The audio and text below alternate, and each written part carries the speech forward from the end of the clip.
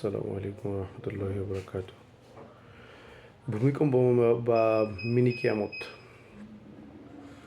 আমি মনে করি যে এই মিনি কিয়ামত যারা আল্লাহ তাআলার নাফরমানি করে তাদের জন্য প্রতিদিনই এই মিনি কিয়ামত আসা উচিত বলে আমি মনে করি।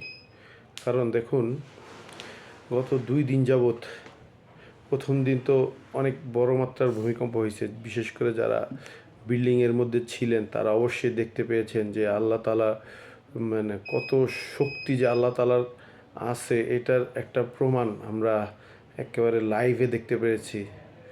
তারপরও দেখা গেছে আমরা গত পরশু দিন যেটা ছিল, তারপরে গতকালকে হয়েছে, এগুলো কিন্তু অনেক মারাত্মক মারাত্মক ভূমিকম্প।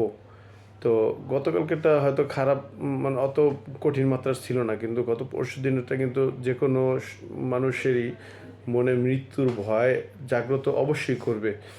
তো এগুলো দিয়ে দিয়ে আল্লাহ তাআলা আমাদেরকে সতর্ক করেন যে বান্দা, তুমি সতর্ক হয়ে যাও, ভালো কাজ করো, খারাপ কাজ করো না, মানুষকে কষ্ট দিও না। তারপরও দেখবেন যে কিছু কিছু মানুষ এই বিপদ কেটে যাওয়ার পরে তারা বাকবিতণ্ডা শুরু করে, অশ্লীলতায় জড়িয়ে যায়, হ্যাঁ, তারপর মানুষের ক্ষতি করে, মানুষকে কষ্ট দেয়, মানুষকে বিভিন্ন ধরনের মানুষকে বঞ্চিত করে। তো এগুলো থেকে তারা দেখবেন কখনোই বিরত থাকে না। তারা মনে করে যে এটা মনে হয় স্বাভাবিক বিষয়। কিন্তু গতকালকে ভূমিকম্প হওয়ার পরে কিন্তু যে কোনো মানুষেরই মনে একটা ভয়ের জাগ্রত হবে, এটাই স্বাভাবিক বিষয়।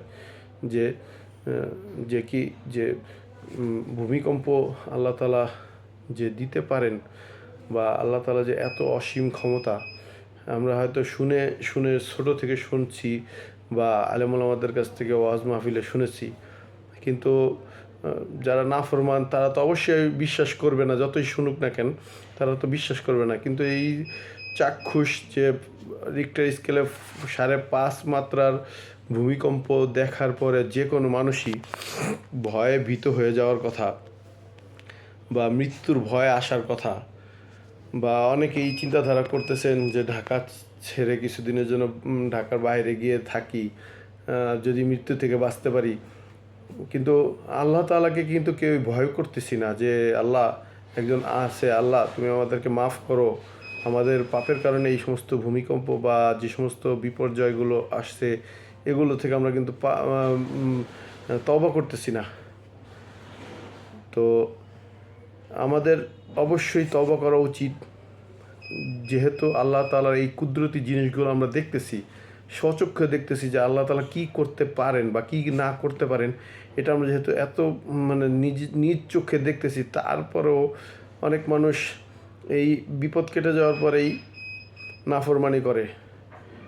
এমনকি আমার ভিতরেও এই সমস্ত অনুশোচনা বোধ জাগে না অনেক সময়, মানে এইগুলো দেখার পরেও সকালে দেখি দুপুরে পাপে লিপ্ত হয়ে যায় আমরা।